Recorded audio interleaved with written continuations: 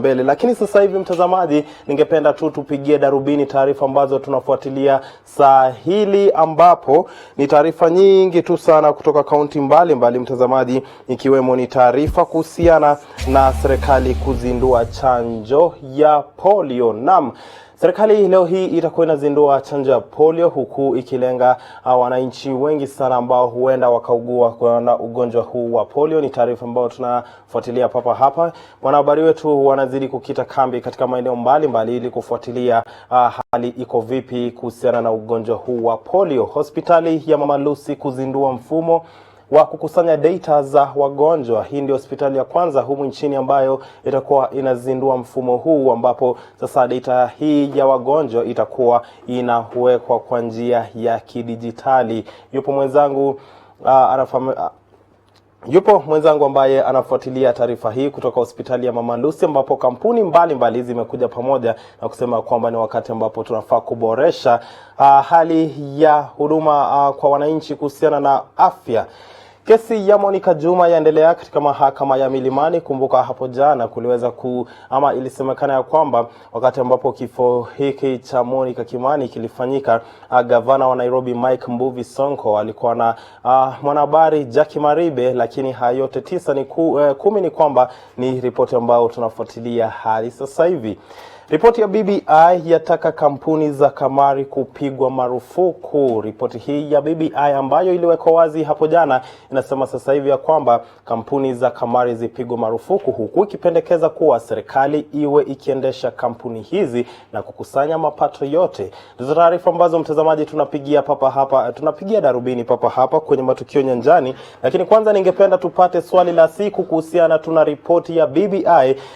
Je, ripoti hii itasaidia kuondoa zogo la ukabila nchini? Je, ripoti ya BBI itasaidia katika kuondoa zogo la ufisadi ukabila humu nchini? At TV47KE, @_Clifford_KE, @Safan3.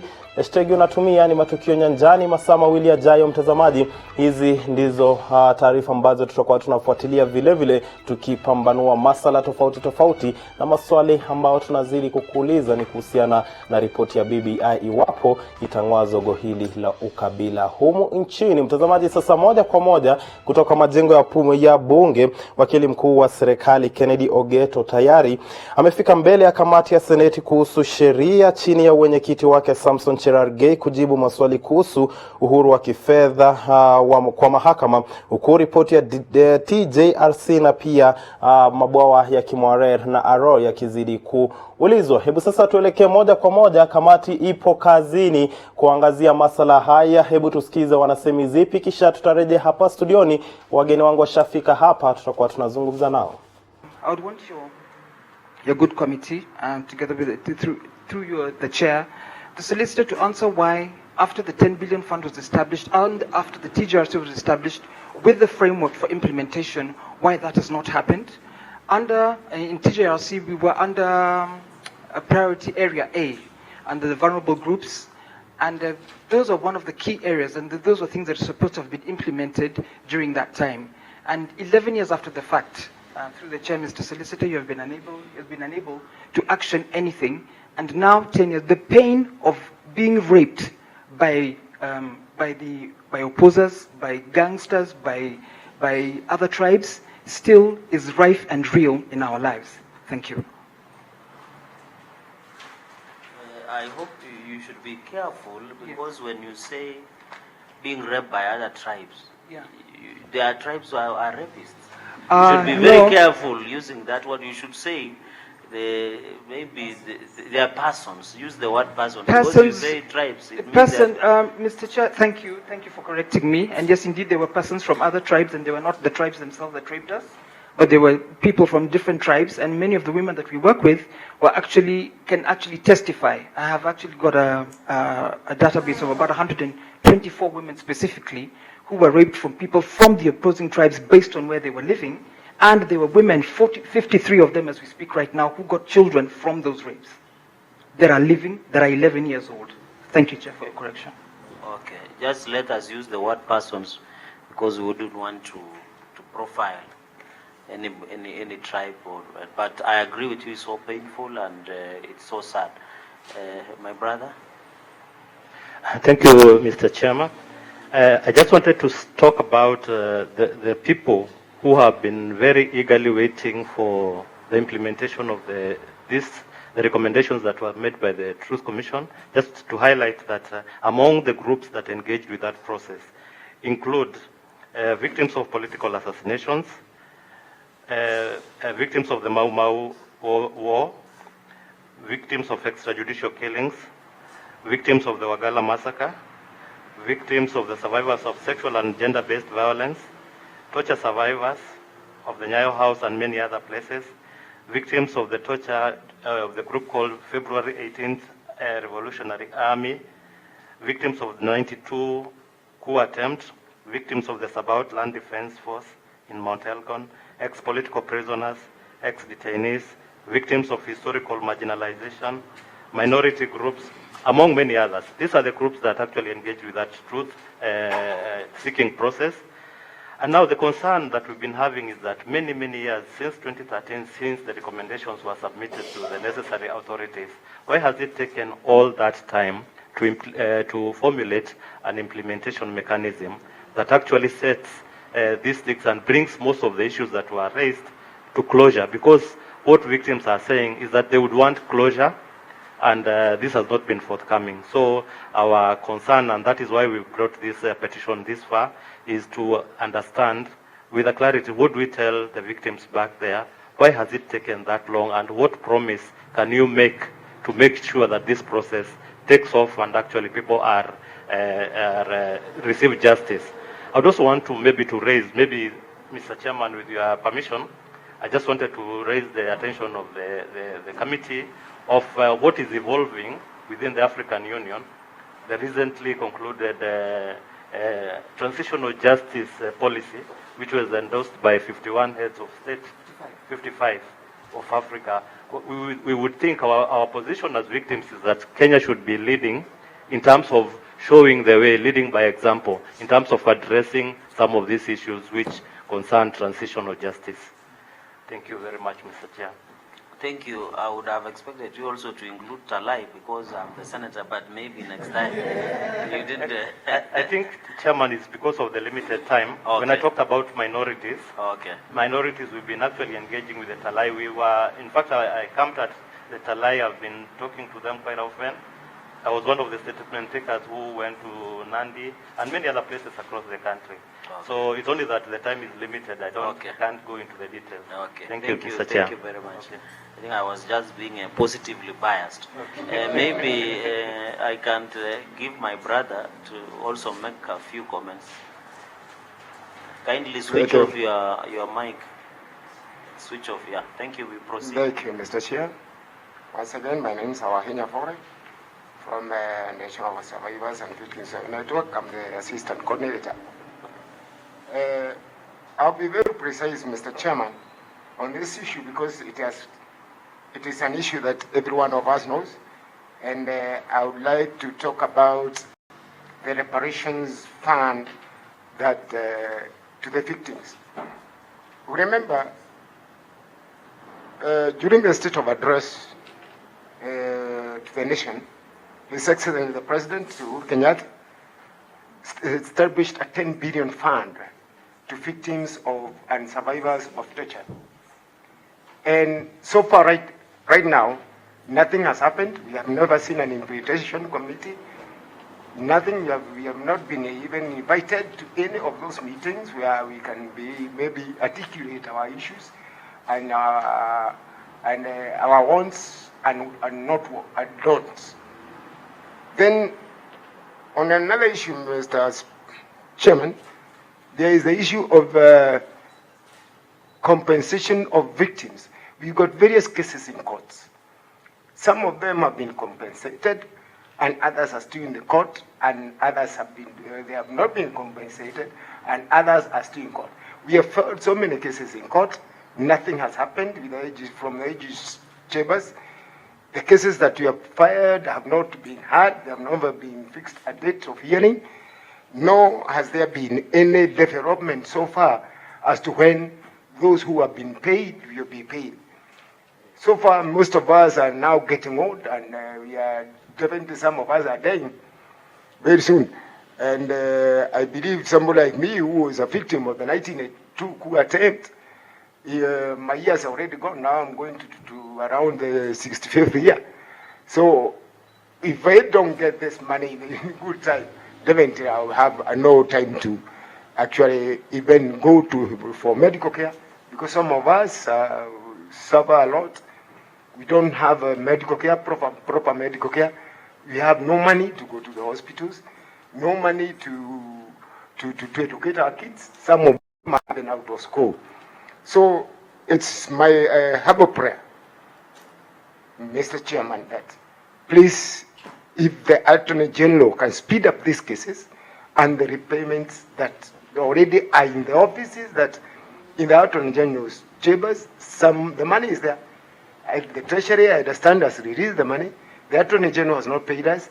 The Attorney General is also not speeding up the cases that are already filed in the courts, in the court, so that we can get the justice that we deserve. Thank you. Thank you for being very brief, and we pray for you. You will not die another victims until you get justice. So dakta kabisa, mtazamaji, picha za moja kwa moja kutoka majengo ya bunge ambapo kamati ya seneti kuhusu sheria sasa hivi imempokea wakili wa serikali anafahamika kama Kennedy Ogeto, ambaye amefika hapo kujibu maswala mbalimbali ambapo ni masala kama vile ripoti ya TJRC, ripoti ambayo kwa mapana na marefu viongozi wengi hawapendi kulizungumzia. Kwa wakati mmoja, naibu rais William Ruto wakati wa kura kampeni za mwaka wa 2017 alisema kwamba ripoti hii si vyema ifunguliwe. Kwa hivyo hatuelewi ni kwa nini masala haya yanazidi kuchipuka. Mbona kamati ikae chini itengeneze ripoti, lakini haya yasifichuliwe yaliyomo. Mtazamaji, papa hapa studioni siko peke yangu, wageni ni watatu, wakiwemo ni Sheriff Kang'ethe ambaye ni wakili pamoja na mchanganuzi wa masala ya uongozi vile vile uchumi. Papa hapa studioni ninaye Newton Musembi ambaye ni wakili mchanganuzi wa masala ya uongozi, bila kumwacha nje Morgan Ochieng ambaye ni mchanganuzi wa masala ya uongozi. Papa hapa studioni watakuwa wanatusaidia kuelewa ripoti hii ya BBI. Je, ni suluhu kwa ukabila humu nchini? Ripoti hii ya BBI, je, ni suluhu kwa swala la ukabila humu nchini? Zungumza nami kwenye 22047 kwenye mitandao ya kijamii @TV47KE, @_Clifford_KE, TV47KE kwenye mtandao wa Instagram, bila kusahau Facebook TV47 Kenya, tukipeperusha matangazo haya kwa njia ya moja kwa moja.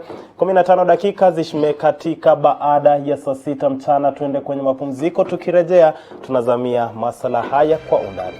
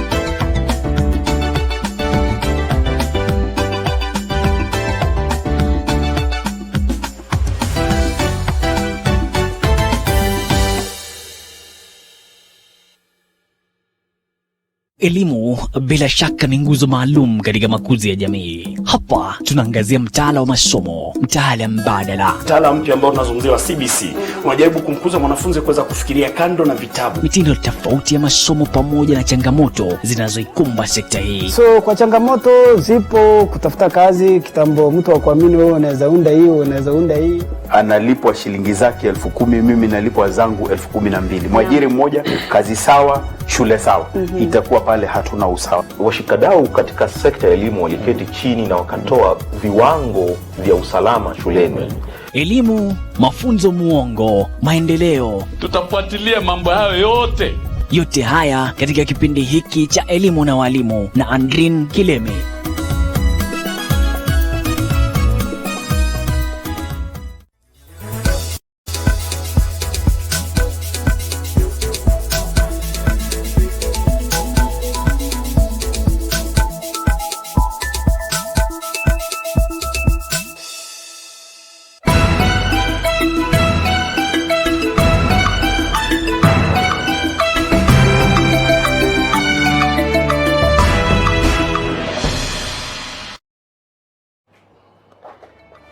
Karibu tena mtazamaji kwenye matukio nyanjani. 17 dakika zimekatika baada ya saa 6 mchana, ambapo tunadumbukia masuala ambayo yanazidi kuchipuka kutoka kaunti zote 47. Wanahabari wetu wakiwa wamekita kambi katika kaunti tofauti wakituandalia taarifa hizi, sio bungeni, sio katika kaunti ya Trans Nzoia, sio Uasin Gishu, Kakamega, Kisumu. Kaunti zote zimewakilishwa papa hapa kwenye matukio nyanjani.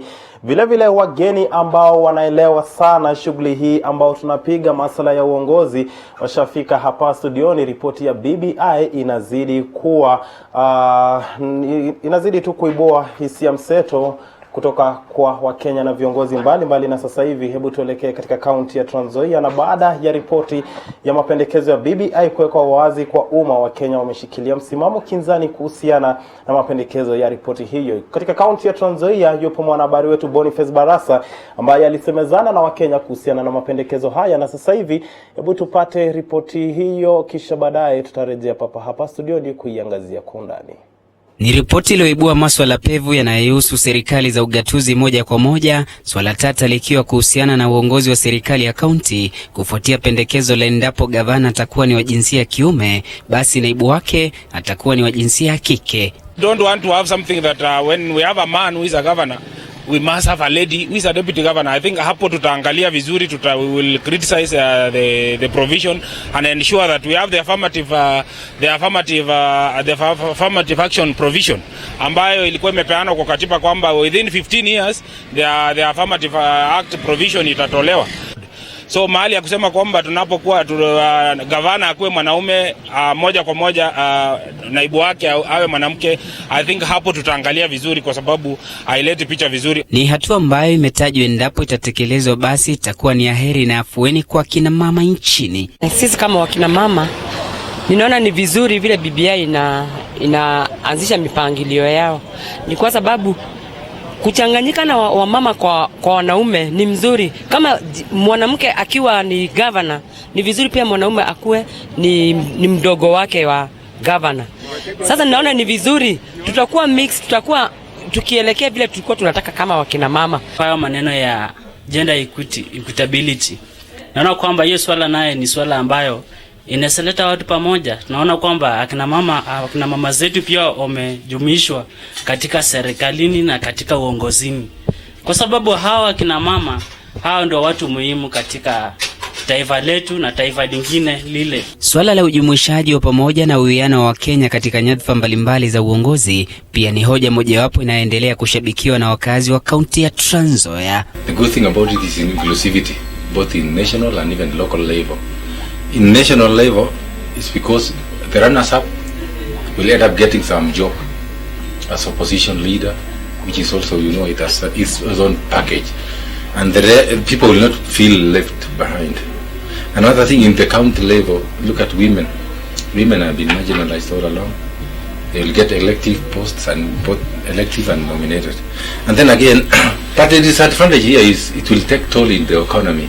Mtu wakati umepoteza hela zako nyingi na uko na watu zaidi ya milioni 4 wamekusupport na wewe umeanguka na upati kitu kwa serikali, hiyo ndio inaletanga uchungu. Mtu hataki kukubali, anaamua hapana, lazima tuzozane, hata mimi nipate nusu mkate. Lakini kwa hii katiba nusu mkate yake imewekewa, yeye ako tayari, akianguka anaenda naye nyumbani. Hata watoto wake wale walikuwa wanamwamini pia wanapata kitu ya kujishika.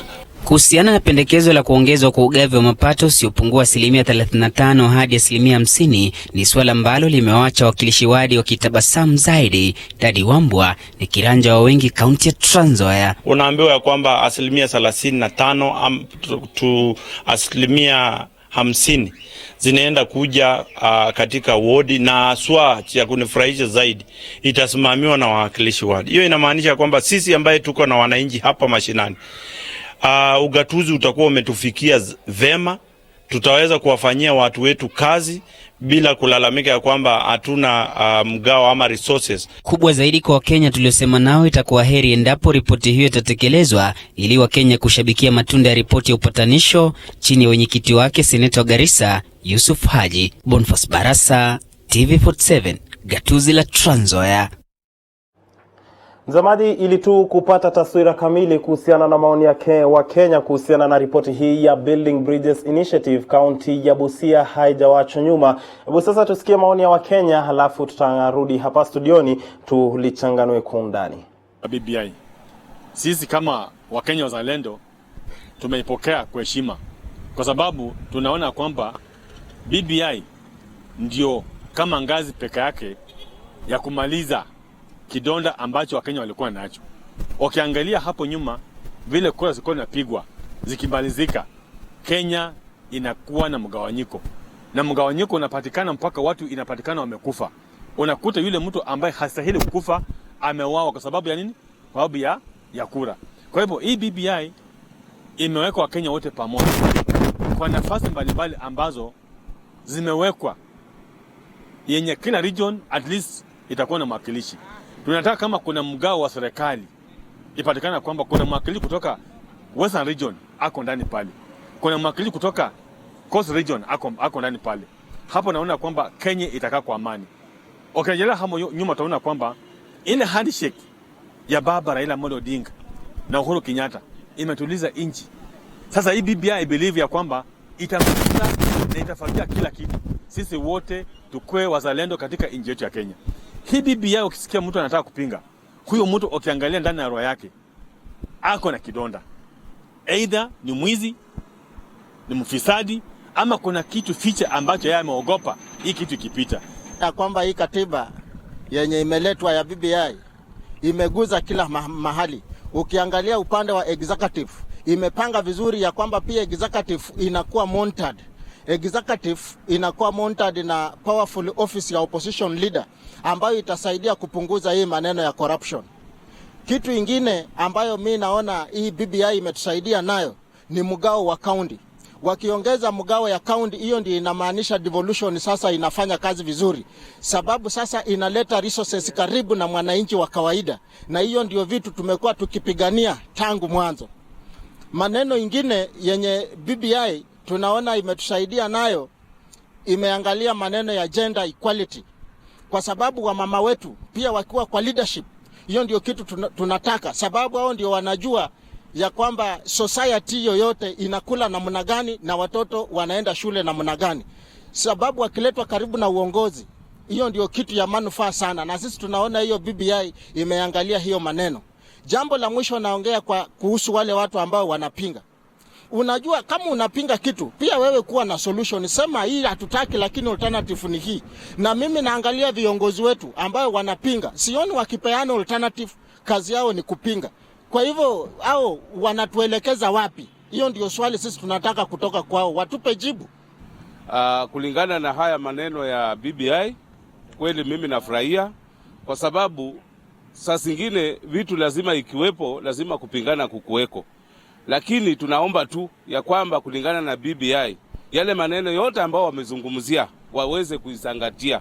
Wasije tu kuiweka sisi tukishaichangia alafu wakifika kule tena wanaweka mengine. Hiyo tu ndio kitu ambao huwa inatusumbua sana, viongozi kujitakia makuu. Hiyo vitu hawachane nayo. Kama wameamua kwamba mwananchi wa kawaida anaweza kujifunia matunda ya BBI, wacha ikuje na sisi tuweze kujifunia.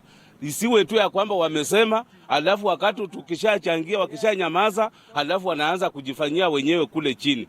Kwa hivyo hapa account tunaangalia hata wakiweka nini vile wamesema, account imesahau wananchi wa hapa chini, kwa sababu pesa zinakuja kutoka juu lakini maendeleo hatuoni kule mashinani. Hilo tu ndio jambo ambalo tunataka wafuatilie. Kama ni kupigana na corruption, waanzie hapo ndio tuweze kuona kwamba corruption hii imetoka.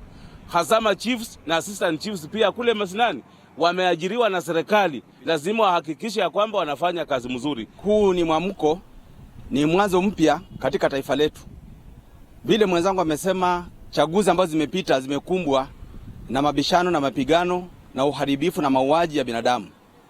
Lakini kupitia kwa BBI, sisi kama wakaaji wa Busia tuna imani ya kwamba tumepata suluhisho ambalo la kudumu.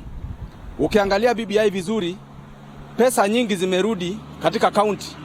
Manake kulingana na ripoti ya BBI ambayo tulipewa, tunaambiwa ya kwamba 35 mpaka 50%. Hizo ni rasilimali ambazo zitaletwa. Huku ripoti hii ya TJRC, ripoti hii ya BBI, mtazamaji, samani kwa mkanganyo huo, ikitarajiwa kutatua baadhi ya masuala ambayo yamekumba nchi hii ya Kenya. Katika nchi ya Tanzania, waziri wa masuala ya nje Palamagamba Kabudi alizungumzia swala la ukabila, ikiwa ni swala ambalo nchi ya Kenya limeigawanya kwa mapana na marefu wakati ambapo tunaingia kila mwaka wa uchaguzi. Hebu tusikie kauli yake ilikuwa vipi, halafu tutarejea hapa studioni tuzungumzie hili swala la ukabila. Au hawajui ni kwa sababu Tanzania hatuzungumzi makabila.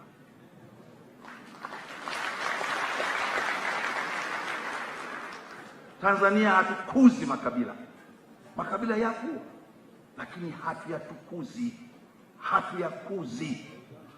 Ndio maana wengi hawajui kwamba Tanzania kuna Wadigo. Wadigo wa Msambweni na Wadigo wa Tanga ni wale wale. Lakini kule wale Wadigo ni wa Tanzania. Wale wa Masai ni wa Tanzania. Wale wa Kamba ni wa Tanzania. Na tunamshukuru sana baba wa taifa marehemu Mwalimu Julius Kambarage Nyerere, ambaye mwaka huu tumekuwa na kumbukizi ya miaka 20 tangu alipoiaga dunia. Na tunamshukuru Mwenyezi Mungu kwamba kama kuna mtu kule Tanzania amegoma kufa, amekataa kufa, ni Julius Kambarage Nyerere. Ndio hali ilivyokuwa hapo jana, waziri wa masuala ya nje Palamagamba Kabudi wa Tanzania akiwa ni waziri wa masuala ya nje akizungumzia swala la ukabila, swala ambalo nchi ya Kenya inafaa kusoma mawili matatu kutoka nchi ya Tanzania. Ndipo mtazamaji, tunakuuliza mchana wa leo, je, unadhani kwamba ripoti hii ya BBI itakuwa ni suluhu kwa swala la ukabila? Je, tunakuuliza mchana wa leo, ripoti hii ya BBI itakuwa ni suluhu kwa donda la ukabila humu nchini? Je, ripoti hii ya BBI itasaidia kuondoa zogo la ukabila humu nchini? Hapa studioni, mtazamaji, siko peke yangu, ninaye Sheriff Waithaka ambaye ni mchanganuzi wa masuala ya uongozi vile vile kiuchumi, na yeye ni wakili pia.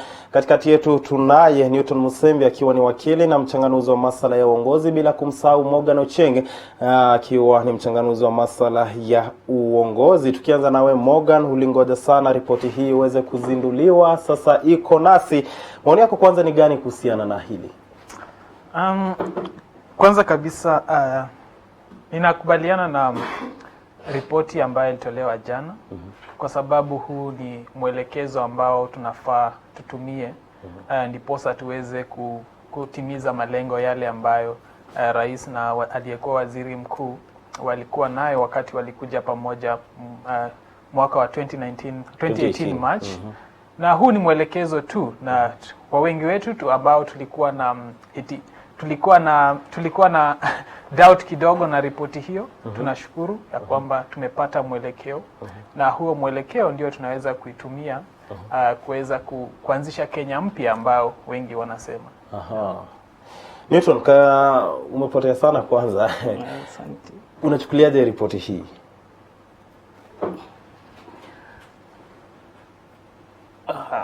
Sijui nianzie wapi. Anyway, ripoti iko sawa kwa sababu nikasema eti Kenya hakuja kuwa na shida ama hakuna shida. zenye huwa zinatokea kila baada ya uchaguzi, nitakuwa nadanganya Wakenya mbele ya Mungu.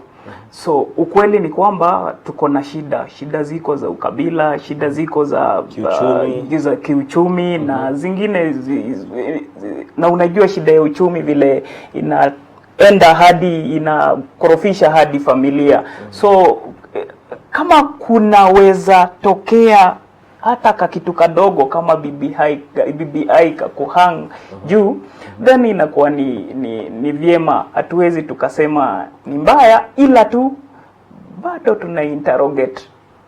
Yes. Sheriff Waithaka, ripoti sasa imo mikononi mwa umma. Maoni yako ni gani kuhusiana na ripoti hii? Na sijui kama umeweza kuipitia. Nimeweza kuipitia na nikaangalia na nikaona kuwa ile ripoti inaoneshana mambo ambayo tulikuwa tunafikiria kuhusu, isipokuwa haiwezi kosa kasoro hapa na pale. Lakini jambo la muhimu ni kwamba hii kama vile nazidi na kusema, hii ni gumzo ya kisiasa ambayo imeletwa katika nchi ili tuweze kuongelea zile shida zote ambazo hii nchi imekuwa ikikumbwa nazo. Kwa sababu nchi zote, kama nilivyosema wiki iliyopita, nchi zote huendeshwa kisiasa. Na nchi ambayo imefeli kisiasa, hakuna vile ambavyo itasonga mbele.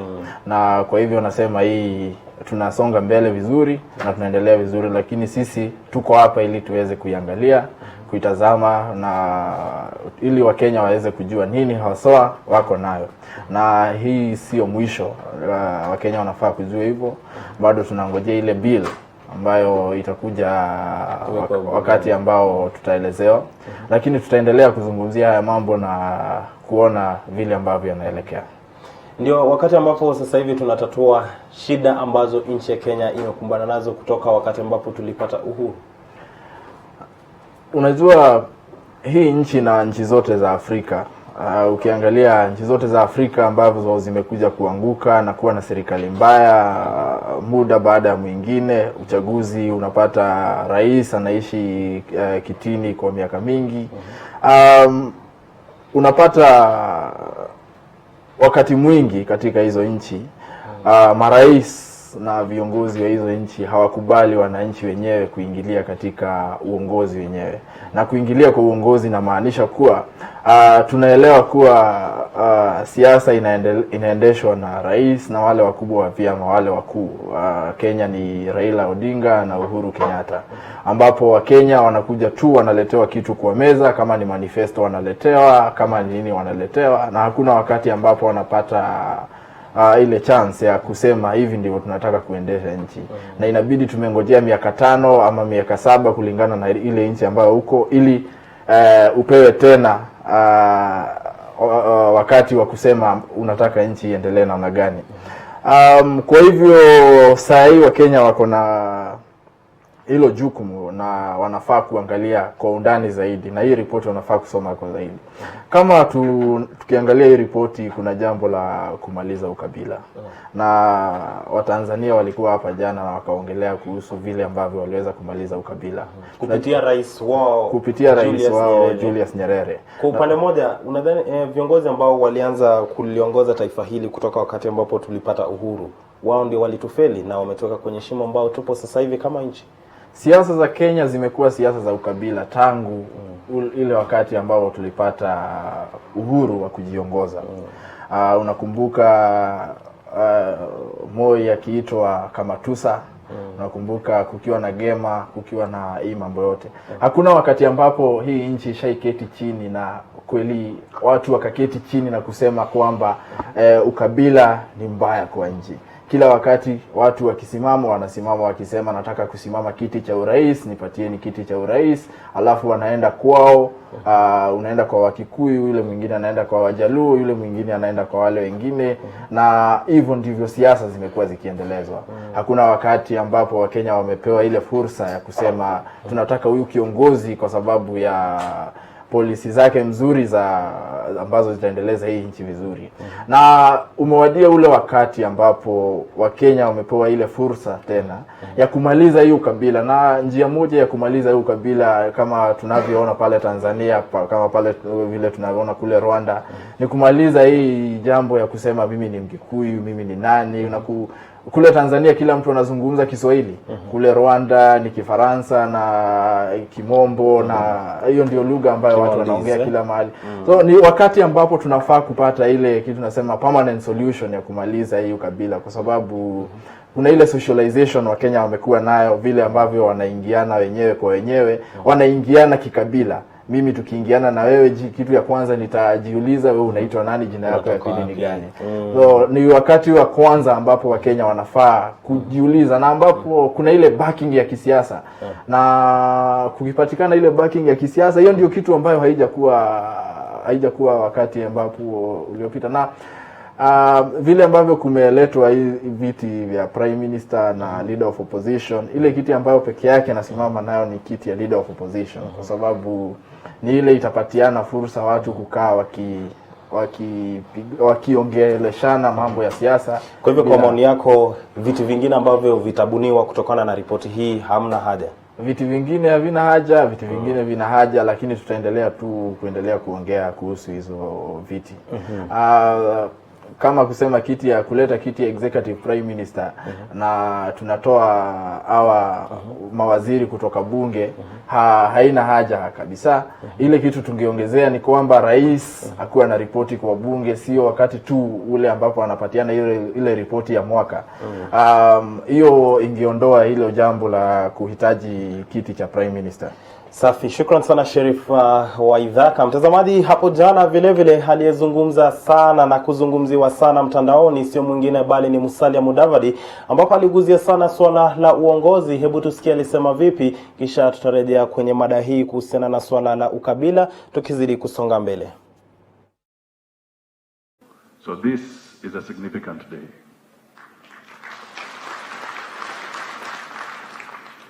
The second point I would like to make is that let us be sober in this discussion. Let us interrogate the document. I don't want somebody to read the document for me. I want to read it myself.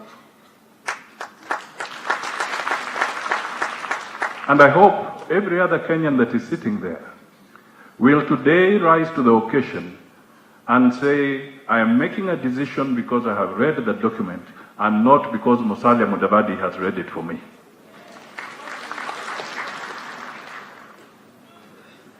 We want to make very serious decisions going forward. The debate must be sober. The debate must be all-inclusive. We must listen to each other. We must be persuaded by the logic of the other idea, not by how much the other person has shouted. That is the way we are going to build a better Kenya. Let us not put people in silos. Every Kenyan has a right to speak to this document so that we can all find long-lasting solutions. Kenya has a poor history when it comes to matters constitutional. We have histories of mutilating our constitution to the extent that what you start with, sometimes you don't recognize many years later. Let us be careful on how we handle the process henceforth. Your Excellency, you have a big challenge. Please, listening to the earlier speeches here, let us not convert the BBI document to a political elite document. Everybody here is talking about sharing political seats. What about motivating the civil servant? What about motivating the teacher? What about motivating the private sector? We are beginning to fall into the same trap again by making it look like the BBI is about sharing political positions.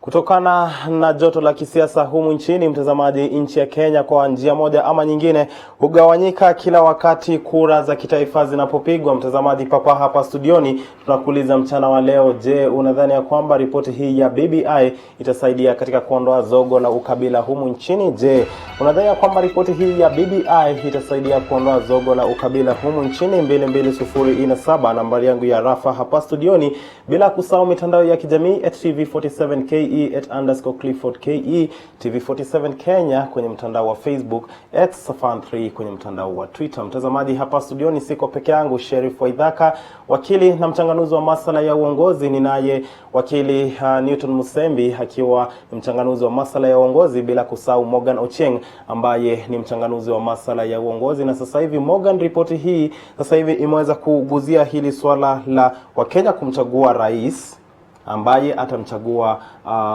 waziri mkuu. Unadhani ya kwamba sasa tutakuwa tumeanza kusuluhisha hili swala la ufisadi, ila ukabila? Sidhani kama jambo hilo la uteuzi wa kuongeza nafasi ya waziri mkuu unaweza kutatua jambo la ukabila. Jambo la ukabila si jambo ambalo utaamka siku moja na uweze kulitatua. Lazima tuangalie ukabila ulianzia wapi, maadili yetu ambayo vile tulilelewa. Kwa sababu ukienda vile sisi tulilelewa, unaambiwa ya kwamba kabila fulani na kabila fulani ni watu wabaya, kabila fulani na kabila fulani ni watu wabaya.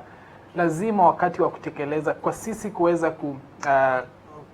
kuweza kumaliza janga hili la ukabila, ni sisi wenyewe kwenda kule mashinani na kuweza kuwapatia elimu wananchi, ndiposa kuwapatia elimu umuhimu wa kuja pamoja, kutangamana kwa pamoja na kuishi pamoja. Hiyo ndio inaweza kutusaidia. Lakini kiti cha prime minister bado tutaweza kujialign katika party ikifika 2022, na ile party ambayo itakuwa na watu na wabunge wengi ndio watapata nini? Watapata kiti cha prime minister. Hapa Kenya itakuwa ni vigumu sana kupata rais ameshinda uchaguzi lakini wabunge amepata wachache, ya? So inamaanisha ya kwamba wale makabila ambao watakuwa na ile party ambayo iko na president bado ndio watafanya nini? Wataweza kupatiwa kiti ile ya prime minister. Kiangalia kasa hizi siwezi sema leader of majority ni kama prime minister, kwa sababu prime minister amepewa majukumu kama ya kuwa mwenyekiti katika subcommittees ya cabinet, ya? Kuna majukumu ambayo, na pia katika uteuzi wa cabinet unapata ya kwamba rais anaweza kushauriana na waziri mkuu. Sasa sidhani kama kiti hilo inaweza kusaidia chochote, lakini sisi lazima turudi tuangalie mahali ambapo tulikosea. Lazima tukuje tufundishe ile culture ambayo wanasema ile culture day. Mimi hiyo ni kitu moja ambayo niliona ni mzuri kwa Kenya kuja kuangalia our culture na understand culture ya watu wengine pia. Na kuja unapata Wakikuyu wanaenda understand culture ya Wakalenjin wana understand culture ya Waluo. Hiyo ndio inaweza kusaidia. Na wale watoto ambao wanaweza kwa, sidhani kama hii generation yetu ambayo tuko inaweza maliza ukabila. Generation ambayo wanaweza kumaliza ukabila ni ile ambayo inakuja. Kwa hivyo ile ambayo inakuja tuweze kusuluhisha haya masuala. Ile ambayo inakuja lazima tuanze kuwafundisha. Na tusipowafundisha tena pia watakuwa wakubwa, na wakishakuwa wakubwa watajua ile. Kwa sababu mimi saizi nikitaka kushinda uchaguzi nitakimbia kwa kabila langu na nilisema kabila langu ni kubwa na tafadhali mnipigie kura. Baada itafanyika hivyo 2022. Sasa sioni jambo lolote ambayo hiyo ripoti inaweza kusuluhisha. Newton, kauli yako ni gani kuhusiana na swala la ukabila na ripoti hii ya BBI? Okay, kwanza kabisa upande wa ukabila, hiyo nafikiri iko ndani ya inaitwa DNA. Kwa sababu mara mingi sana nimesimama kotini nikasema mimi naitwa Newton Isaac. unatoka wapi. Yes, lazima uongeze ile jina la unatoka wewe ni wapi, unaona? So ni kitu iko kwa system, lazima useme hiyo jina ya tatu, ndio sasa mwenye yako pale anajua ana deal na nani kutoka wapi na nini kinaweza tokea. So na sio hapo tu, kila mahali ukienda utaambiwa hivyo. Uwezi ukawa na majina tatu za kizungu ueleweki penye unatoka. So hapo tukisema tukitaka kumaliza, lazima tuanze na sisi wenyewe. Wanasiasa, utasikia mtu akisimama pale kwa jukwaa anasema mimi nimetoka kwa kabila ndogo kabisa, na lilo kabila ndogo lenye nimetoka pia ni kabila ndogo kabisa kwa hii kabila ingine kubwa, lakini rais aliona nafaa akaamua kunipatia hii ndio inatakana tuishi nayo. Hapana, yafaa tusahau tu kabisa hakuna kabila. Wewe ni Mkenya, wewe ni Clifford imefika pale, mimi ni Newton imefika pale, kama najiwezea nipewe kazi nifanye. Swala la prime minister, okay, Kiswahili cha mtaani tunasema hapo wametuenjoy kwa sababu sioni tofauti ya prime minister na saizi ule minister mwenye hii kazi yenye Matiang'i hufanya ya kuwa kama overall wa ministers. So if prime minister anachaguliwa na president, alafu wanakuja kama kawaida, unachaguliwa na president kuwa AG, unaenda rubber stamping ya parliament, wanakupitisha, unakuwa kama vile iko saizi. President akisema Ndubi utakuwa nani, kwenda kwa bunge ni rubber stamping, utakuwa azina, akisema jina lako direct utakuwa. So huyo prime minister anatoka kwa chama chako, kwa sababu automatically Kenya ukiwa president chama chako kiko na wabunge wengi. So anatoka chama chako, wewe ndio umechagua, wewe ndio unawaambia haya apite, so atakuwa. Huwezi chagua adui wako akakuwa prime minister hata kama yuko kwa chama chako, si ndio? So sijui vile hiyo inamaliza ile shida yenye tuko ndani. Sijui, inahitaji a very mtu ule genius kabisa kunielezea ndio nishike hapo. Labda Sheriff ana suluhu. Juzi tukiwa kwa hii meza tu, hii jukwaa, tuliongea hili jambo bado. Na nikasema tulikuwa tunaongea kuhusu waziri wa kilimo Kionjuri, na nikasema shida moja ambayo yule waziri ako nayo na wale mawaziri wengi wako nayo ni kwamba yeye hana ile tunaita, hana mtu ambaye alimchagua akiwa pale. Aliwekwa tu pale kama waziri, akakuwa appointee kwa sababu alikuwa rafiki ya Uhuru, kwa sababu alikuwa ile chama ya GNU ambayo ilisaidia late Nderito Gachagua ingie na hiyo siasa yote Mount Kenya, ndio maana aliweza kuwekwa pale. Ukipata mawaziri wengine ambao walikuja wakawekwa pale, ambao walikuwa technocrats, wote wanaenda kuingilia siasa, lakini hakuna mtu ambaye amechaguliwa na mtu kule mashinani. Kwa hivyo jambo ambalo BBI imekuja kuleta, na nilikuwa naomba hiyo sana, na hiyo jambo ya kuwa mawaziri wengine watolewe bungeni, inamaanisha kwamba mimi mbunge wangu wa Mukurweini kama amechaguliwa akiwa CS wa kilimo na kilimo ianguke, kumaanisha yeye kule nyumbani hata waipata kura tena, kwa sababu tunajua interest kubwa ya hawa wanasiasa inakuanga kuchaguliwa na kuongezea muda kukaa pale kwa ile kiti na kuendelea kutengeneza pesa. Hii kiti ya prime minister haikuwa na haja yoyote, kwa sababu unakumbuka Mwai Kibaki akiwa bunge, kila wakati akiwa rais bado alikuwa anaenda kuripoti kwa bunge. Kila wakati jambo likiharibika lazima angeenda bunge kusema. Saa hii rais wetu tunangoja mpaka ile wakati, ile siku atasimama bunge ni ile wakati tu ambapo ni State of the Nation Address. Hiyo ndio wakati peke yake, na bunge ikifunguliwa na bunge ikifungwa. Huo ndio wakati peke yake. Lakini tuko na shida kubwa zaidi ya hiyo, kwa sababu bunge yetu ni whip hand. Mimi sioni ni kama tunakuwa na bunge. Hii wakati yote unaona kamiti fulani imeita waziri, imeita mkuu wa sheria ama mkuu fulani, kila wakati inakuanga ile rubber stamp kupitisha jambo fulani ambalo linatakikana. Hii kiti ya prime minister na mawaziri kutoka bungeni itasaidia Wakenya ule wakati tu ambapo wabunge watajua jina honorable inamaanisha nini na ile August House inamaanisha nini.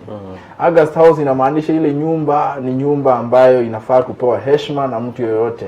Bunge iko na jukumu kubwa hata kushinda rais wa hii nchi. Bunge ndio inafaa kupitisha bajeti. Juzi wamepitisha bajeti bila hata kuangalia ni nini hiyo wamepitisha.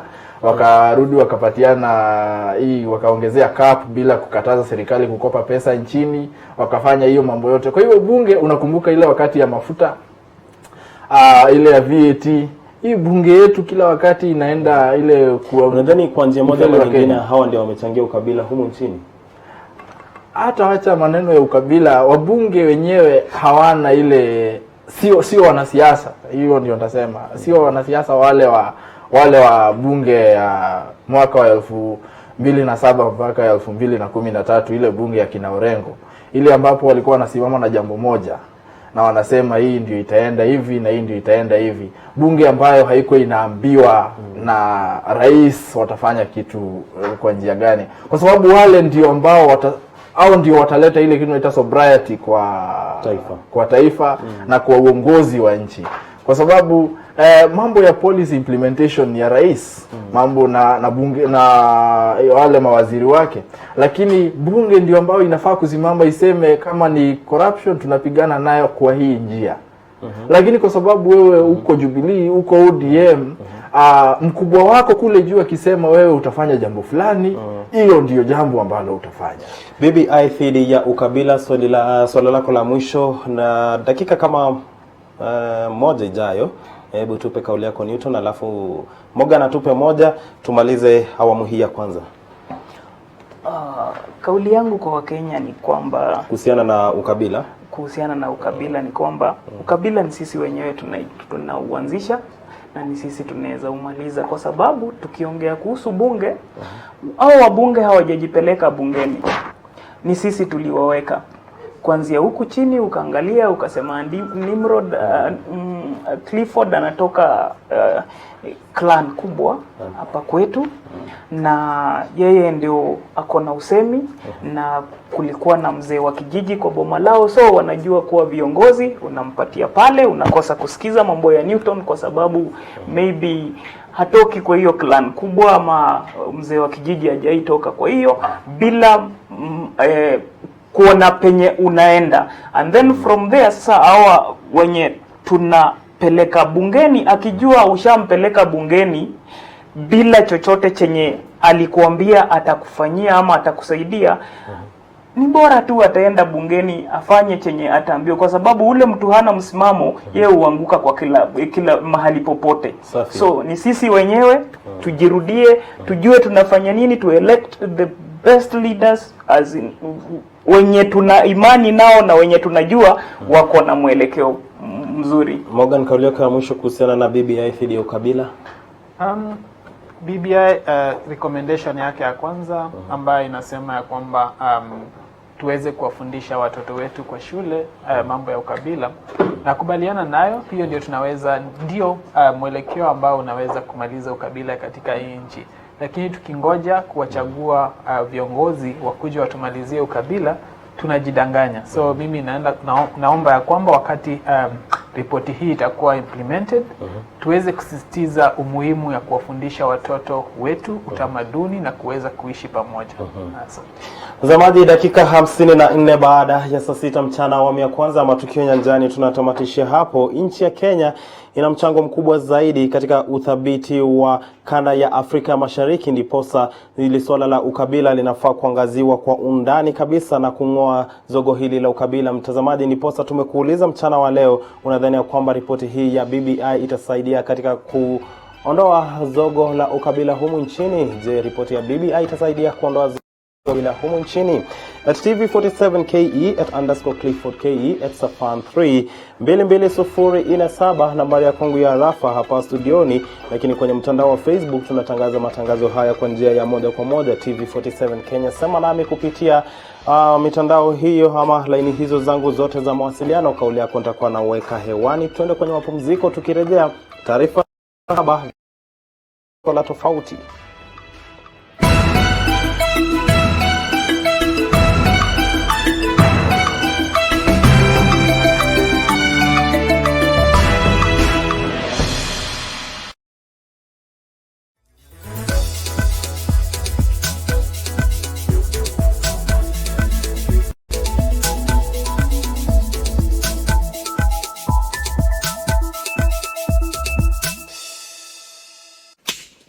Dunia imegawanyika kuwili, dunia vichungu na dunia vitamu, raha, karaha.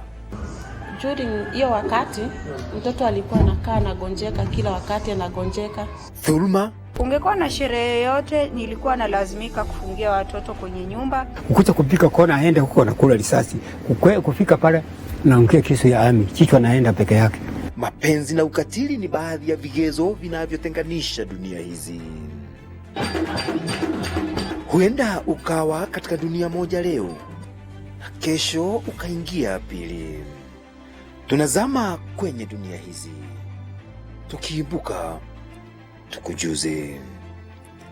Kipindi ni Dunia ya Pili, Runinga TV 47, nami ni Wabogo Yusuf.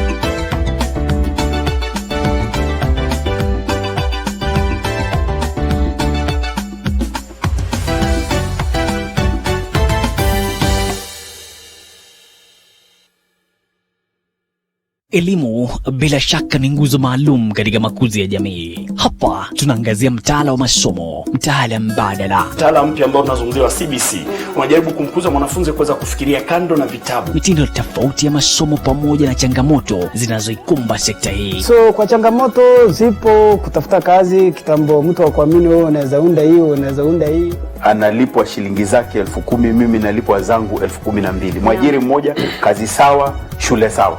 Itakuwa pale hatuna usawa. Washikadau katika sekta ya elimu waliketi chini na wakatoa viwango vya usalama shuleni. Elimu, mafunzo muongo, maendeleo. Tutafuatilia mambo hayo yote.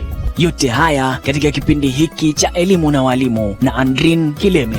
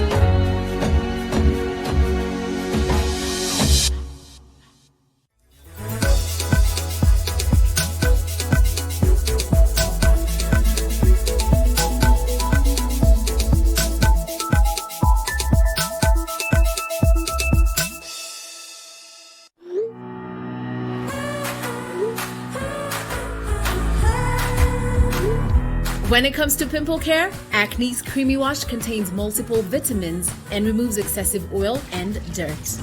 Acne's Toner rejuvenates skin. Acne's Sealing Gel fights bacteria. Use Mentholatum Acne's for clear and smooth skin every day.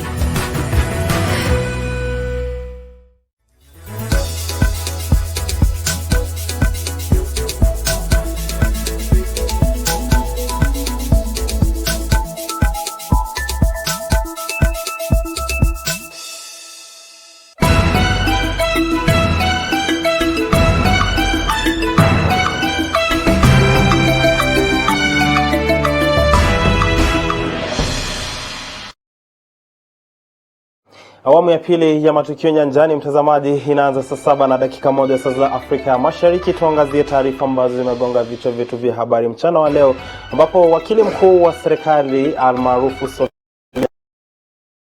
tayari amefika mbele ya kamati ya Seneti kuhusu sheria chini ya wenyekiti wake Samson Cherargei kujibu maswali kuhusu uhuru wa kifedha kwa mahakama, ripoti ya TJRC na pia sakata ya maboa ya Kimwarer na Arror. Moja kwa moja sasa hivi tuelekee hadi majengo ya bunge ambapo swala hili linazidi kusikizwa na maseneti hawa. Tusikie ni nini ambacho kinajiri kutoka upande huo. Office of the Attorney General would copy of course to you, so that you can kindly accompany them on 4th of December. Because I can see these issues you have raised, it is important if that subcommittee will come, plus you yourself and Office of the Attorney General, so that we can have a meaningful discussion that day. We have no objection to that approach. Okay. On the issue of petition on the lack of support for issuance of death certificates and facilitation of cancelling by the Ministry of Foreign Affairs families of the victims of Ethiopian air crash that occurred on the 10 March 2019, where we lost 32 Kenyans. As a committee, we have noted that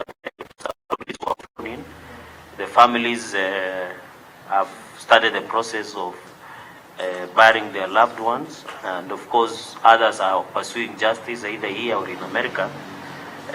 We request also we defer this issue so that we can get the petitioners to be available and other interested parties, because I have received some requests from, even as Senator Kangata is one of the lawyers, leading lawyers of that case, of some of the victims of 32 Kenyans. So I would request maybe we can defer to 4th, so that we have two agendas, the issue of Arror and Kimwarer and the issue of Ethiopian air crash, so that we can have those two agendas. So I don't know whether you can note that apart from the issue on the Kimwarer Dam and on the issue of Ethiopian air crash. In relation to this issue of the crash, I just wanted to add that perhaps it may be useful if the Ministry of Foreign Affairs were also to be involved in this, because this is a matter that is actually within their domain, Foreign Affairs and perhaps Interior, because the issue of death certificates doesn't fall within our jurisdiction. It's a matter really for Interior and Foreign Affairs. So we have noted, I think we had invited the Ministry of Foreign Affairs and the Ministry of Interior. The CS was supposed to appear yesterday, but because of that event that happened, he requested we reschedule, because there were so many issues that the CS Interior was supposed to answer. So we noted, and the Ministry of Foreign Affairs is yet to get back to us on this issue, but we hope by that time. But on 4th, let us agree to proceed on the issue of Arror and Kimwarer. Then the committee and the Senate will advise accordingly on how we can proceed on the issue of Ethiopian air crash. And in relation to the additional issues that were raised by Honorable Kangata, and I think some of them were raised by you, Mr. Chairman, and there was indication that perhaps you would give us 14 days to address those issues. Even as we await communication on the specific issues, of course we took a note of some of them, but it may help if we could be more specific, if we could get communication from this committee on the specific issues that they would like us to address around the discussion that we had this morning. But I have a further request. Instead of the 14 days, if you could probably give us a little more time. And the reason for that is that in the next 1 week, the Attorney General and myself may be traveling out of the country on official business, so we may not have sufficient time really to deal with those issues. If that can be deferred to some other time, perhaps, next year, sometime next year, when we can exhaustively discuss those issues. I agree they are very weighty issues. They are very, very important for all of us. And because of that, my submission is that they would require a little more time to grapple with. Of course, the issues will meet as a committee and maybe advise on the way forward on those weighty issues, but it has been captured. We record all our transaction of the committee. We shall reprint all the issues and put it in our communication. We'll agree with the committee probably when we meet next week, Tuesday, and maybe we'll ensure you will receive the communication. So on that issue, of course, we can agree on 4th, we can proceed with Aurora and Kemaret, but on the other issues, we'll agree and communicate on how we can proceed. Even with the multi-agency proposals on the amendments to issues of corruption. I think that would be appropriate. We're most grateful. So now I want to take this opportunity to thank you very much, Solicitor General and your team, for finding time to be with us. You have realized that the issues we have had are very weighty and very important for the country, and we want to continue to partner to ensure that we serve at the best interest of Kenyans, because what we want is for the best for this country. And I know this is not the last time, and we want to thank the Attorney General also. Despite his busy schedule, he has always been at hand to engage with the community, with the committee on many aspects. So we would want to continue to engage and ensure as the issues keep rising, we have an engagement with you and your office, and more so on the issue of Matt. I think he has been very instrumental, especially when we have called for a meeting. And even as you request some of those issues to move to early next year, we shall consider having the background that we have engaged before fruitfully in our discussions. So we thank you very much and wish you the best, and also request that if there is any further information apart from the presentation that you have done that you feel you should share with the of course you will submit through our clerk of the, especially on the issue of the TGRC report, that because as a government also we rely on the advice of the Office of the Attorney General. So if you find any further information for the other things, I think the Senate should or the committee should be aware of, we are willing and ready to receive. So maybe you wanted to make a comment before we conclude? Yes, I want to thank you, Mr. Chairman, for this invitation, and just want to assure you that we will continue. Kamati ya Seneti kuhusu sheria ikiongozwa naye Seneta Samson Cherargei, mtazamaji hapo akiwa amefika kwa niaba ya wakili mkuu wa serikali anafahamika kama Ogeto Kennedy, ambaye ni wakili wa serikali, mtazamaji, kujibu masala mbalimbali ambayo yameibuliwa na Seneti hiyo ya sheria katika bunge la Seneti, mtazamaji, ambapo wameguzia swala la ripoti ya TJRC, ripoti ambayo kutoka mwaka wa 2011 haijaweza kuwekwa wazi, ambapo ilikuwa imeguzia masala kadha wa kadha ambayo yanaathiri taifa hili la Kenya. Lakini hayo yote tisa, mtazamaji, ripoti hiyo kwa undani tutaweza kuipata kwenye taarifa za saa 1 na saa 3 papa hapa kwenye upeo wa TV47 naye Liz Mutuku. Sasa hivi tunazidi kusonga mbele, na baada ya ripoti ya mapendekezo ya BBI kuwekwa wazi kwa umma, wa Kenya wameshikilia msimamo kinzani kuhusu mapendekezo hayo. Yupo mwanahabari wetu anafahamika kama Boniface Barasa kutoka kaunti ya Trans Nzoia, ambapo sasa hivi, mtazamaji, tunaungana naye aweze kutufahamisha hii. Ni ripoti iliyoibua maswala pevu yanayohusu serikali za ugatuzi moja kwa moja, swala tata likiwa kuhusiana na uongozi wa serikali ya kaunti, kufuatia pendekezo la endapo gavana atakuwa ni wa jinsia ya kiume, basi naibu wake atakuwa ni wa jinsia ya kike. Don't want to have something that when we have a man who is a governor, we must have a lady who is a deputy governor. I think hapo tutaangalia vizuri, we will criticize the provision and ensure that we have the affirmative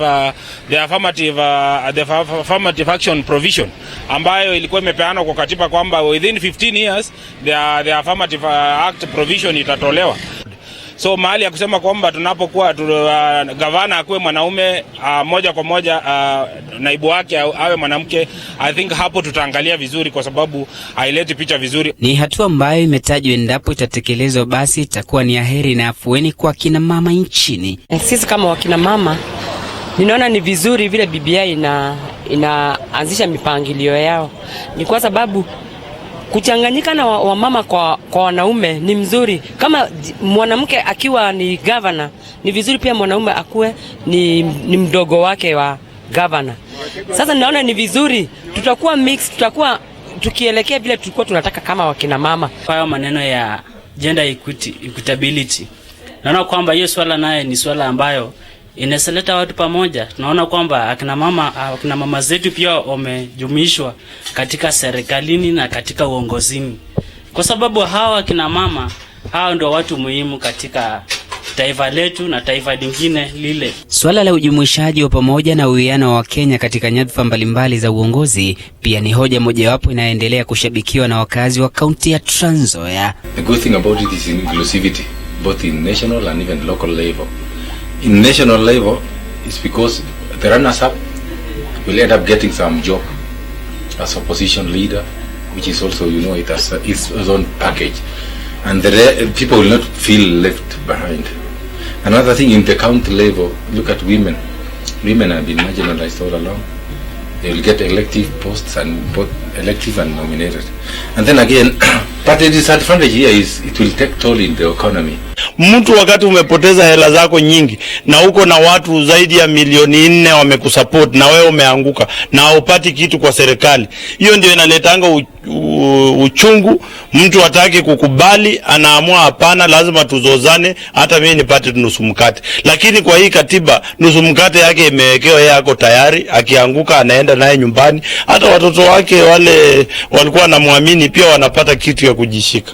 Kuhusiana na pendekezo la kuongezwa kwa ugavi wa mapato usiopungua 35% hadi 50%, ni swala ambalo limewaacha wakilishi wadi wakitabasamu zaidi. Dadi Wambua ni kiranja wa wengi kaunti ya Trans Nzoia. Unaambiwa ya kwamba 35% to 50% zinaenda kuja katika wodi, na aswa ya kunifurahisha zaidi itasimamiwa na wakilishi wadi. Hiyo inamaanisha kwamba sisi ambaye tuko na wananchi hapa mashinani, ugatuzi utakuwa umetufikia vema, tutaweza kuwafanyia watu wetu kazi bila kulalamika ya kwamba hatuna mgao ama resources. Kubwa zaidi kwa Wakenya tuliosema nao, itakuwa heri endapo ripoti hiyo itatekelezwa, ili Wakenya kushabikia matunda ya ripoti ya upatanisho chini ya wenyekiti wake Seneta Garissa Yusuf Haji. Boniface Barasa, TV47, gatuzi la Trans Nzoia. Mtazamaji, shukran sana Boniface Barasa kwa taarifa hiyo. Katika kaunti ya Busia, siku moja tu baada ya ripoti ya BBI kuwasilishwa kwa wananchi kirasmi katika kaunti hiyo, mtazamaji, wa Kenya wameweza kuibua hisia tofauti, na sasa hivi hebu tuelekee katika kaunti hiyo tuweze kusikia ni nini haswa maoni ya Wakenya kuhusu ripoti hii ambayo ilizinduliwa kirasmi kwa umma hapo jana na Rais Uhuru Kenyatta pamoja na kinara wa chama cha ODM Bwana Raila Amolo Odinga. BBI, sisi kama Wakenya wazalendo tumeipokea kwa heshima, kwa sababu tunaona kwamba BBI ndio kama ngazi peke yake ya kumaliza kidonda ambacho Wakenya walikuwa nacho. Ukiangalia hapo nyuma vile kura zilikuwa zinapigwa, zikimalizika, Kenya inakuwa na mgawanyiko, na mgawanyiko unapatikana mpaka watu inapatikana wamekufa. Unakuta yule mtu ambaye hastahili kukufa ameuawa kwa sababu ya nini? Kwa sababu ya kura. Kwa hivyo hii BBI imeweka Wakenya wote pamoja kwa nafasi mbalimbali ambazo zimewekwa, yenye kila region at least itakuwa na mwakilishi. Tunataka kama kuna mgao wa serikali ipatikana kwamba kuna mwakilishi kutoka Western region ako ndani pale, kuna mwakilishi kutoka Coast region ako ndani pale. Hapo naona kwamba Kenya itakaa kwa amani. Ukiangalia hapo nyuma utaona kwamba ile handshake ya baba Raila Amolo Odinga na Uhuru Kenyatta imetuliza nchi. Sasa hii BBI I believe ya kwamba itafanyika na itafanyika kila kitu. Sisi wote tukue wazalendo katika nchi yetu ya Kenya. Hii BBI ukisikia mtu anataka kupinga, huyo mtu ukiangalia ndani ya roho yake ako na kidonda. Either ni mwizi, ni mfisadi, ama kuna kitu ficha ambacho yeye ameogopa hii kitu ikipita. Ya kwamba hii katiba yenye imeletwa ya BBI imeguza kila mahali. Ukiangalia upande wa executive imepanga vizuri ya kwamba pia executive inakuwa monitored. Executive inakuwa monitored na powerful office ya opposition leader ambayo itasaidia kupunguza hii maneno ya corruption. Kitu ingine ambayo mimi naona hii BBI imetusaidia nayo ni mgao wa county. Wakiongeza mgao ya county, hiyo ndio inamaanisha devolution sasa inafanya kazi vizuri. Sababu sasa inaleta resources karibu na mwananchi wa kawaida. Na hiyo ndio vitu tumekuwa tukipigania tangu mwanzo. Maneno ingine yenye BBI tunaona imetusaidia nayo, imeangalia maneno ya gender equality. Kwa sababu wa mama wetu pia wakiwa kwa leadership, hiyo ndio kitu tunataka. Sababu hao ndio wanajua ya kwamba society yoyote inakula namna gani na watoto wanaenda shule namna gani. Sababu wakiletwa karibu na uongozi, hiyo ndio kitu ya manufaa sana, na sisi tunaona hiyo BBI imeangalia hiyo maneno. Jambo la mwisho naongea kuhusu wale watu ambao wanapinga. Unajua kama unapinga kitu, pia wewe kuwa na solution. Sema hii hatutaki lakini alternative ni hii. Na mimi naangalia viongozi wetu ambao wanapinga. Sioni wakipeana alternative, kazi yao ni kupinga. Kwa hivyo hao wanatuelekeza wapi? Hiyo ndio swali sisi tunataka kutoka kwao, watupe jibu. Kulingana na haya maneno ya BBI, kweli mimi nafurahia kwa sababu saa zingine vitu lazima ikiwepo, lazima kupingana kukuweko. Lakini tunaomba tu ya kwamba kulingana na BBI, yale maneno yote ambao wamezungumzia waweze kuizingatia. Wasije tu kuiweka sisi tukishaichangia alafu wakifika kule tena wanaweka mengine. Hiyo tu ndio kitu ambao huwa inatusumbua sana, viongozi kujitakia makuu. Hiyo vitu hawachane nayo. Kama wameamua kwamba mwananchi wa kawaida anaweza kujifunia matunda ya BBI, wacha ikuje na sisi tuweze kujifunia. Isiwe tu ya kwamba wamesema alafu wakati tukishachangia wakishanyamaza alafu wanaanza kujifanyia wenyewe kule chini. Kwa hivyo hapa account tunaangalia hata wakiweka nini vile wamesema, count imesahau wananchi wa hapa chini. Kwa sababu pesa zinakuja kutoka juu lakini maendeleo hatuoni kule mashinani. Hilo tu ndio jambo ambalo tunataka wafuatilie. Kama ni kupigana na corruption, waanzie hapo ndio tuweze kuona kwamba corruption hii imetoka. Hasama chiefs na assistant chiefs pia kule mashinani wameajiriwa na serikali, lazima wahakikishe ya kwamba wanafanya kazi mzuri. Huu ni mwamko, ni mwanzo mpya katika taifa letu. Vile mwenzangu amesema, chaguzi ambazo zimepita zimekumbwa na mabishano na mapigano na uharibifu na mauaji ya binadamu. Lakini kupitia kwa BBI, sisi kama wakaji wa Busia tuna imani ya kwamba tumepata suluhisho ambalo la kudumu. Ukiangalia BBI vizuri, pesa nyingi zimerudi katika kaunti. Manake kulingana na ripoti ya BBI ambayo tulipewa, tunaambiwa ya kwamba 35 mpaka 50%. Hizo ni rasilimali ambazo zitaletwa. Safi mtazamaji, ni maoni tu ya Wakenya kutoka kaunti mbalimbali. Kumbuka unayo Disemba kusoma ripoti hiyo ya BBI, huku tukitarajia mwaka mpya ukianza, Rais Uhuru Kenyatta mjadala huu atakuwa anauanzisha upya. Na kila Mkenya sasa jukumu ni lako na mpira uko kwa upande wako kuhakikisha kwamba unapitia, unadurusu yale ambayo yamependekezwa papo hapo. Manake wakati ambapo jopo hili lilikuwa linazunguka kote nchini, maoni waliweza kuyachukua, lakini maoni haya sio kila Mkenya ambaye haliweza kuyapeana. Kwa hivyo jukumu ni lako kuhakikisha kwamba unasoma, unaielewa, kisha unafanya uamuzi ambao unafaa taifa la Kenya na kusonga mbele. Tutakuwa tunaondoa masala ama changamoto ambazo zinakumba taifa ya Kenya. Kwingineko, wanawake waliokuwa katika mashindano maarufu ya Miss President wanaunga mkono ripoti ya BBI kwa vile inajumuisha wanawake zaidi katika uongozi. Mwanahabari wetu Zipora Siokau sasa hivi yupo moja kwa moja. Ningependa tu atuarifu zaidi kuhusu kuhusiana na mchakato huu mzima wa kina dada ambao ni wanamitindo walioshiriki katika mashindano haya ya Miss President. Kauli yao ni ipi kuhusiana na BBI na kwa nini wanasema kwa inawaleta pamoja wanawake katika nafasi za uongozi mbalimbali. Zipora Syokau, habari ya mchana. Hebu tueleze zaidi kuhusiana na taarifa ambayo unafuatilia kwa saa hili.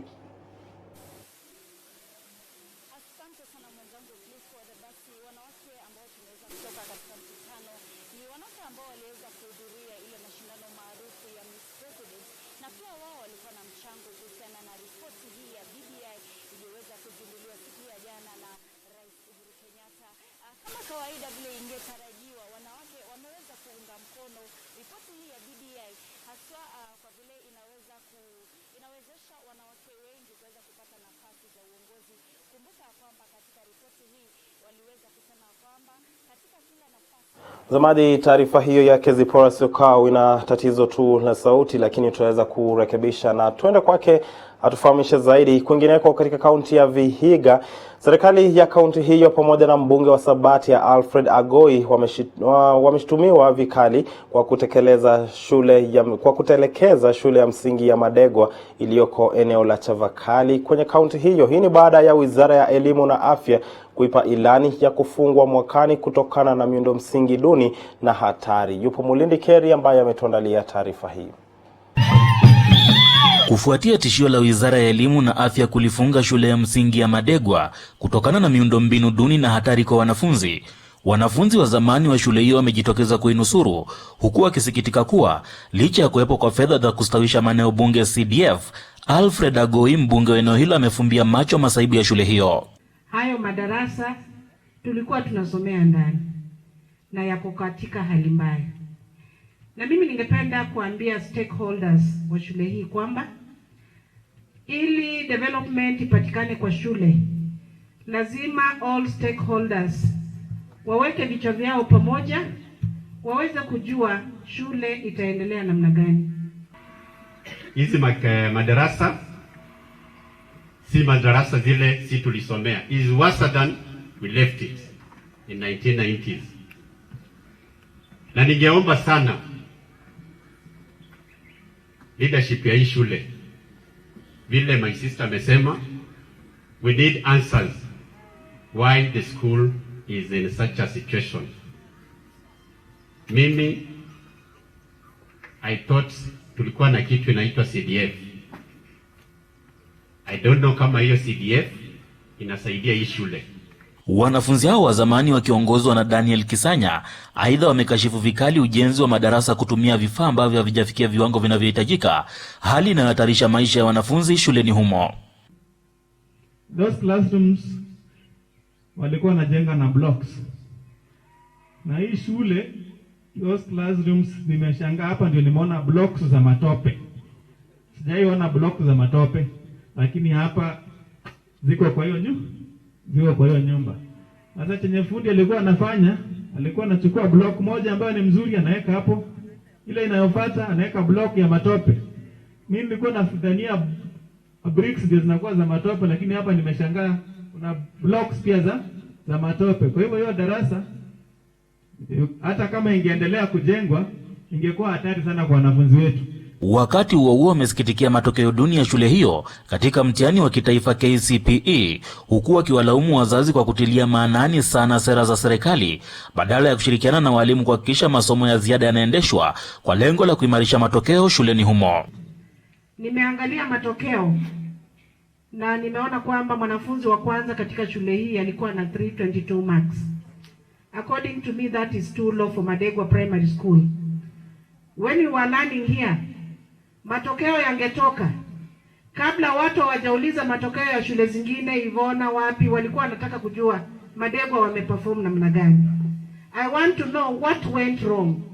Naweza kusema pengine tunaweza kulaumu vilasi ama mazingira, lakini nataka kusema wazazi wa hapa, pengine nimeelezwa, hamtaki walimu wafanye kazi ya ziada kusaidia watoto wapite mtihani.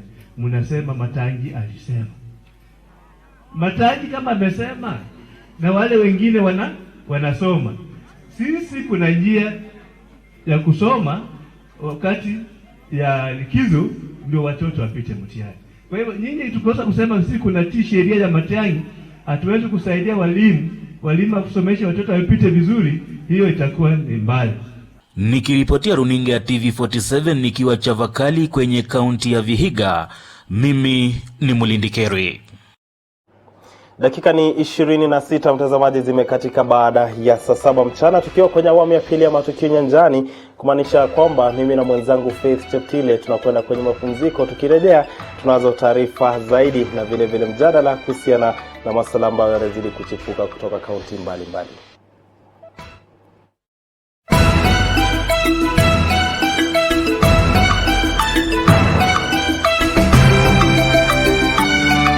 Kesho nakuja saa 5.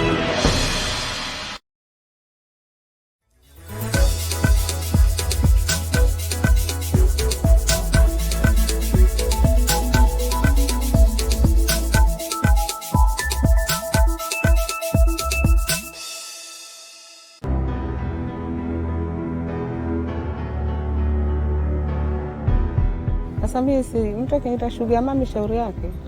Shauri yake. Sitaki kujua. Maisha ni yangu, sitaki kujua Unaona ndoa za hizi siku hizi zinavurugika. Maisha wasichana nao wanapenda maisha ya juu sana. Huwezi ajua huyu kijana hana pesa, ama mapato yake ni kidogo. Hali ya kuona hali inavyoendelea, chupuko zaidi kufikia kiwango hicho kimetokea na hali ya vijana wengi kuwa ni bodaboda. Maida ile ambao mimi nawasabatia jamii kama mchungaji ni kufuata jasa Mungu. Vijana hawa wakati mwingi huwa nawasisitiza hasa wale Waislamu ya kwamba wangelekea msikitini zaidi ili watapata mengi ya kuweza kujizuilia.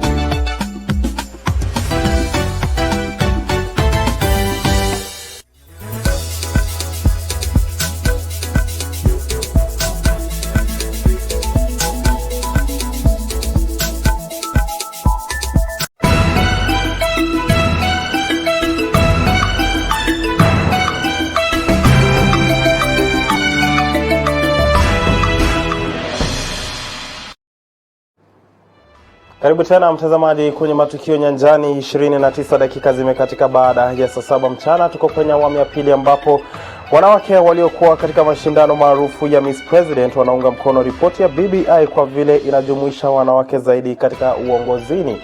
Sasa mwanahabari wetu Zipora Sokau amezungumza na kina dada hawa, na sasa hivi moja kwa moja hebu tuungane naye tufahamishe ni nini haswa wanawake hawa wanazungumzia kuhusu BBI.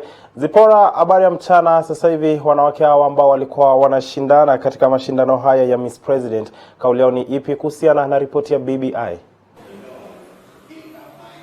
Asante sana mwenzangu. Tumekuwa katika mkutano wa wanawake ambao waliweza kushindana katika mashindano maarufu ya Miss President, na wameweza kutoa pia mchango wao kuhusiana na ripoti hii ya BBI iliyoweza kuzinduliwa siku ya jana na Rais Uhuru Kenyatta.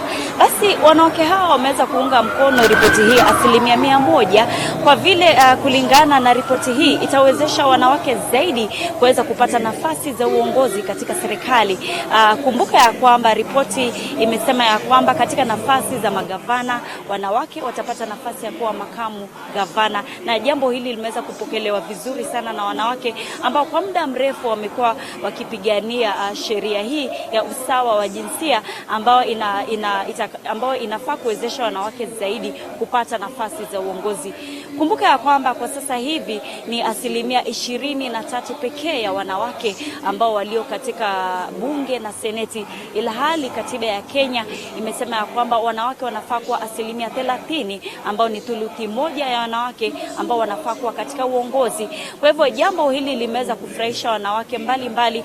Kumbuka ya kwamba hivi majuzi kulikuwa na mkutano wa viongozi wanawake kutoka bunge na seneti, vilevile wakiweza kushinikiza sheria hii ya usawa na jinsia ambao kwa muda mrefu haijaweza kupitishwa na wabunge wa bunge la kitaifa na bunge la seneti. Kwa hivyo jambo hili ni jambo ambalo limepokelewa vizuri, na wanatumaini ya kwamba nafasi ya wanawake haitakuwa tu kwa makamu gavana, lakini wanataka pia iwe katika nafasi ya makamu rais, na vilevile wamesema kwamba wanataka wanawake zaidi wakaweze kuwa katika nafasi katika taasisi za umma.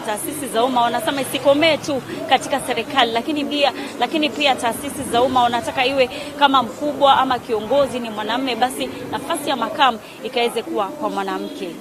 Kwako Clifford.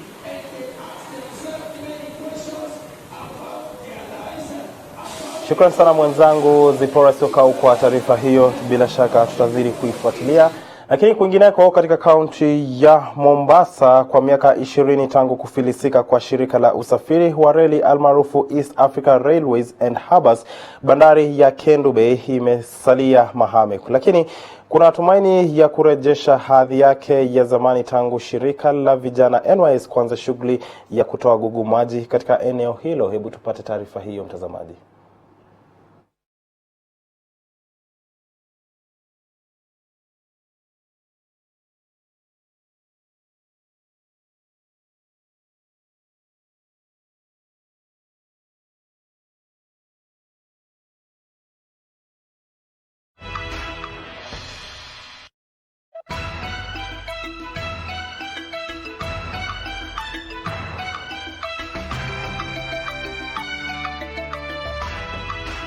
Penye imetolewa sasa, tutakuwa na mpango wa kufanya uvuvi kwa ile njia ya itikadi mwendo mwema, na pia wanafunzi pia kama saizi wakati wa ruhusa wanaweza kuingia hapo humu ndani na kuvua, na pia wanaweza kujipatia kipato kama wako likizoni.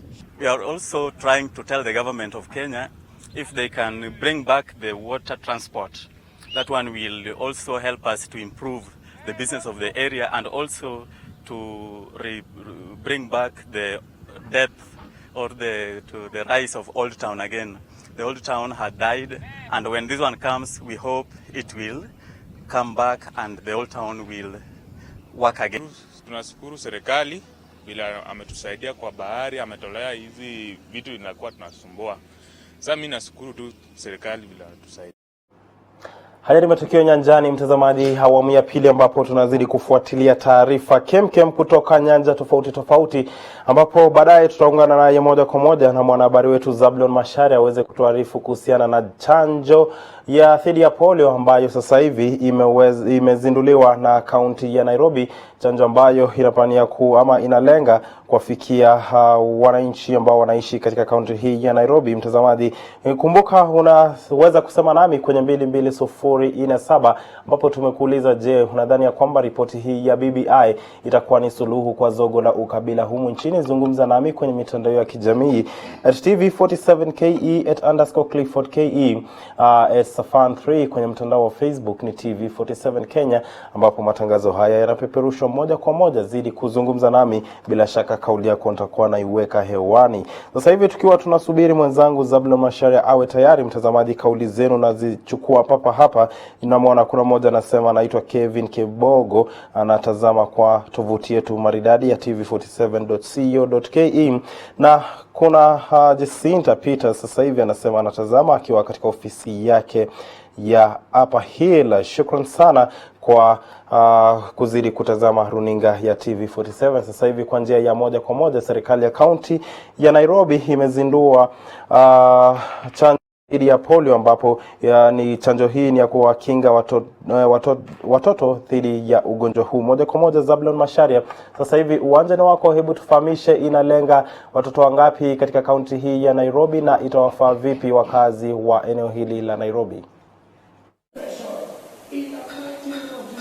Na asante sana mwenzangu Clifford na kupata kwa njia shwari. Awali kwenye kikao na wanahabari tulikuwa na Wizara ya Afya, ambapo wale ambao ni viongozi wa Wizara ya Afya katika kaunti ya Nairobi walikuwa wameandaa kongamano ambapo walikuwa wanazungumzia vile ambavyo wanajitahidi ili waweze kusambaza chanjo ya polio katika jiji kuu la Nairobi. Mtazamaji, iweze kukumbuka eti kwamba chanjo ya polio inastahili kupewa vijana ama watoto wale ambao wako na umri wa miaka 5, pale ambapo viongozi wale walikuwa nasema eti kwamba wanajizatiti kama wizara pamoja na serikali ya kaunti ya Nairobi ili kuhakikisha kwamba chanjo hii imeweza kusambazwa vizuri katika maeneo mbalimbali katika nchi yetu, katika kaunti ya Nairobi. Vile vile ameweza kugusia eti kwamba wao wako radhi kwamba wataweza kuwa napeana chanjo hii kwa nyumba 1,100, ambapo hicho ndicho kiwango kile ambacho wao wanatazamia kwamba watakuwa wanasambaza chanjo ile kwa vijana. Vile vile ameweza kugusia swala nzima la kanisa ile ambayo wanaweza kukataa chanjo ile kuweza kupewa vijana hao ama watoto wale, akisema kwamba wanawaelimisha elimu ile ambayo ni ya kutosha ili waweze kuwafahamisha kwamba chanjo hii na masuala ya dini hayaingiliani, kama ni posa watoto waweze kukingwa kutokana na ugonjwa ule ambao wanaweza upata dhidi ama wakikosa kupewa chanjo nzima ya polio. Clifford.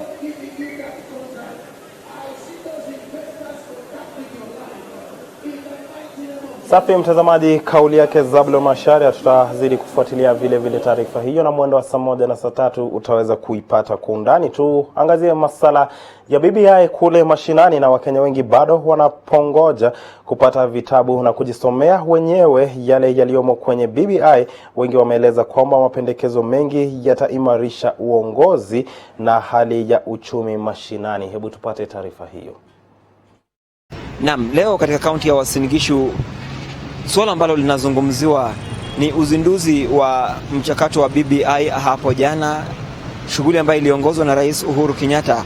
Na leo hii niko hapa na aliyekuwa balozi wa Kenya Bwana Stephen Tarus, ambaye atajaribu kuchanganua swala hili ama mchakato huu mzima wa BBI, aweze kutuelezea ni masuala yapi ambayo yaliomo kwenye BBI ambayo yatakuwa ya muhimu kwa serikali za ugatuzi, na ni vipi swala hili labda yeye mwenyewe binafsi anaweza pendekeza liweze kutekelezwa ili utekelezaji wake usiweze kuleta utata, na pia utekelezaji wake uweze kuwa wa manufaa kwa mwananchi wa kawaida aliyeko katika maeneo ya mashinani.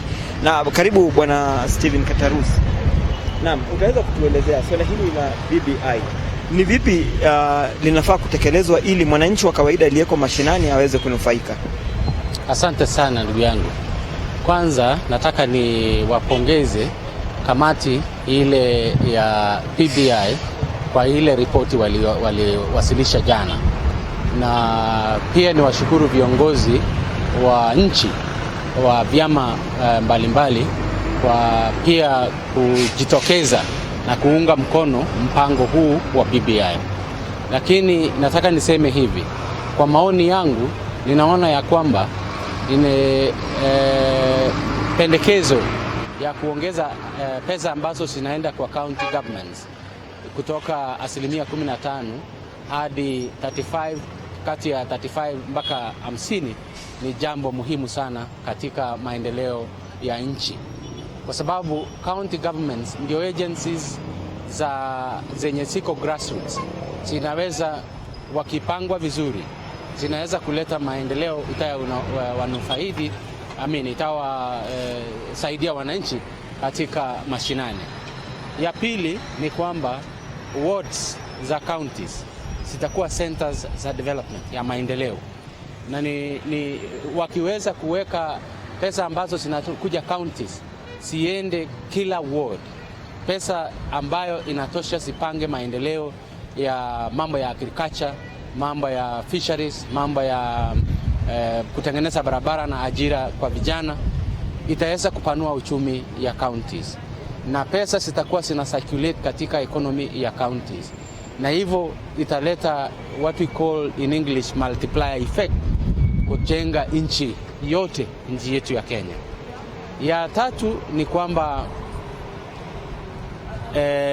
wasiwasi yangu ni kwamba ile mpango ambayo wamepanga katika national government ya kuleta viti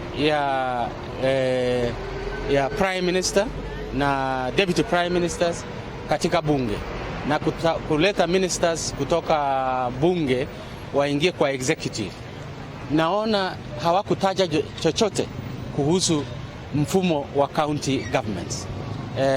Now itaendelea vile iko, ama pia governor atakuwa lazima pia achaguliwe kama ward member of county assembly, pia alafu akuwe kiongozi wa ajibu maswali kule bungeni, ama kutakuwa na mfumo gani?